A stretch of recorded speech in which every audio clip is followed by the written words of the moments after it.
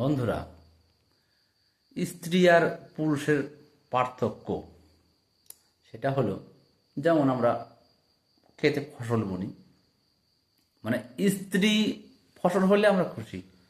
তার মানে ফসল যদি উৎপাদন হয়, ফসল থেকে বীজ হয়, সেটা অবশ্যই স্ত্রী। সেখান থেকে পুরুষ মানে কিন্তু আমরা রাখি না। পুরুষ যদি মানে গাছ থাকে সেটা কিন্তু কেটে ফেলি বা তুলে ফেলি।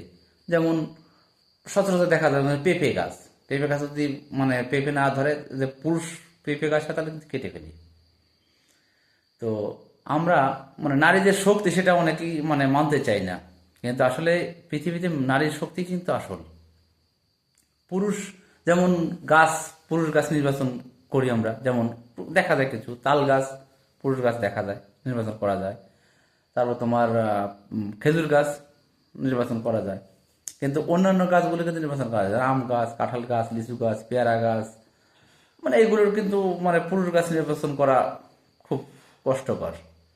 তো মেয়ে গাছই কিন্তু আমরা সাধারণত রাখি, বা ফলের গাছ যেগুলো ফল দেয় সেগুলো। কিন্তু পুরুষ শাসিত সমাজে পুরুষরা সবসময় নিজেদের মানে মনে করে, তাদের মানে মানে সব সবকিছুই তার উপরে রাখার চেষ্টা করে, নিজের কর্তৃত্ব জাহির করার চেষ্টা করে। কিন্তু মেয়েদের এই যে সবার উপরে পৃথিবীতে, সেটা কিন্তু মর্মের এখন উপলব্ধি করছি। আগে হয়তো এটা মানতাম না, কিন্তু এখন মানতেই হচ্ছে সবকিছু বিবেচনা করার পরে। সঠিক কি ভুল সেটা আপনাদের উপর ছেড়ে দিলাম, নির্বাচন আপনারা করবেন।